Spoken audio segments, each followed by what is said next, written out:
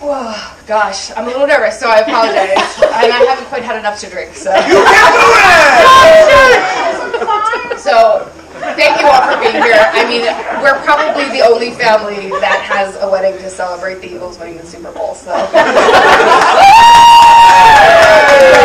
it up for that one. That's a good one. Some of us were there. Whatever. So I realize that we have people here from all over the country to celebrate with us, and I know it means so much to Brittany and Sean that you all are here. And I want to give a big thank you to my mom.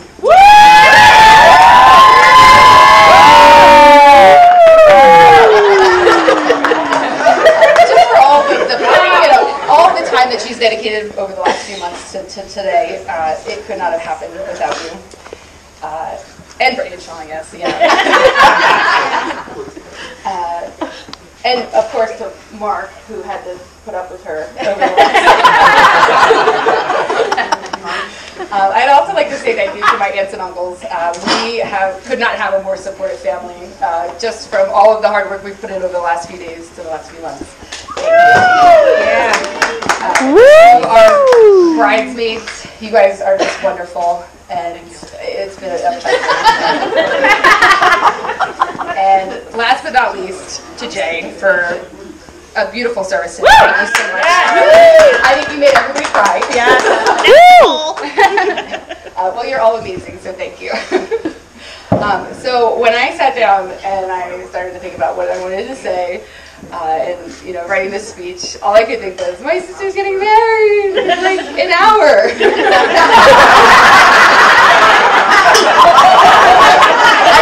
just kidding.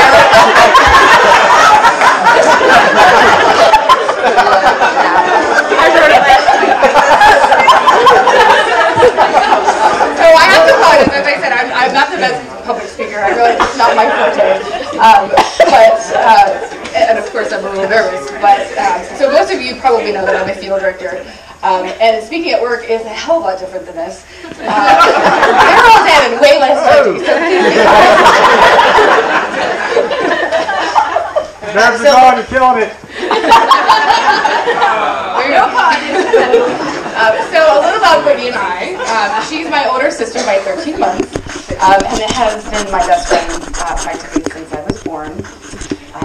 Mom made me say that.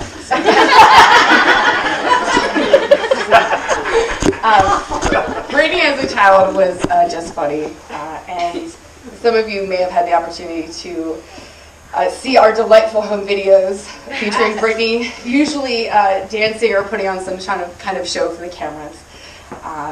There was an unfortunate time frame in there with like a Dorothy Hamill haircut, but you pulled through it. And blonde ones too. Come on. There was a blonde period. And of course, having our mom and four aunts meant that we had an inordinate amount of prom and party dresses to dress up with. Which we did quite regularly and was great for sleepovers. Some of which have been there. Fashion shows. Usually that, putting on shows in the kitchen, line dancing, Dana Carter. Playing What If God Was One of Us. Stop it.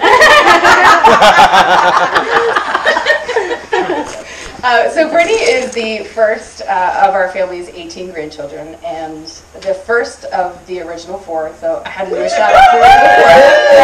That consists of Brittany, Shane, Courtney, and I. In high school, Brittany and I were practically, inseparable. And thick as thieves, of course. Though I'm really the only one that ever got caught for anything. I don't know how that happened.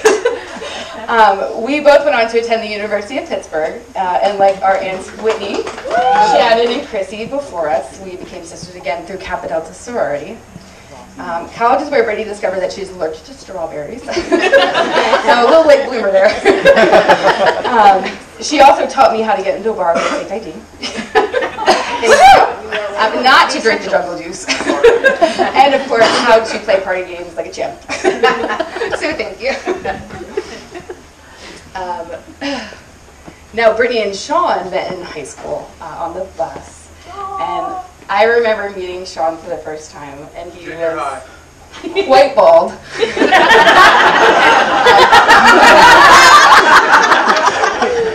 We quickly learned that it was because he's just terrible at giving himself haircuts. At one point in your life, you've seen Sean with one of his haircuts and thought, oh my god, I hope he didn't pay for that. Now he's just bald. Sorry, Sean. So Britt and Sean met so young that their relationship is truly unique in that they have grown up together. And I don't remember a time when Sean wasn't in our lives, and I thought of him as a brother for quite a long time. I will say now that you are officially a part of the family, you are stuck with us. Plus, I've pretty much set everyone's expectations of a significant other very low over the years. So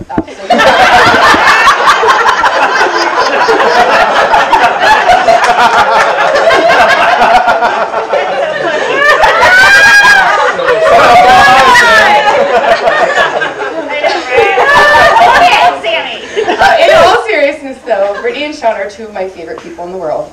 And I was able, of course, yeah. I was able to be there for the birth of their first son, Colin, which, of course, Brittany made look like the easiest thing in the world. And I've watched her grow into an amazing mother. Yes. We used to live across the street from each other before I moved to Denver. And I used to bring her funeral flowers. I would leave them on her kitchen table as a surprise, and then I'd borrow a beer or two from the fridge. So it was really a great arrangement.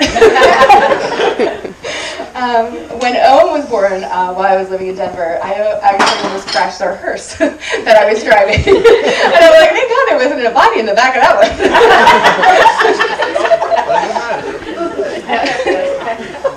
I can't think of two kids who are more loved, and you two, have just turned out to be such wonderful parents. It's easy to see the pride and the love that you have for your children, and all I can think is that we've had a great life so far. So I think the next 80 years or so will be exceptional. I'll take 80. 80 is good, I think. In the end, I believe I'm supposed to give some relationship advice, but I'm single, so how do I know? But what I will say is that from what I've seen, a happy marriage means always having a drink in hand. So you could take your drinks in hand and raise them to courageously.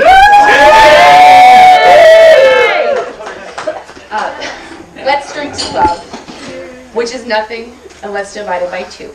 Yeah. To Brittany and Sean.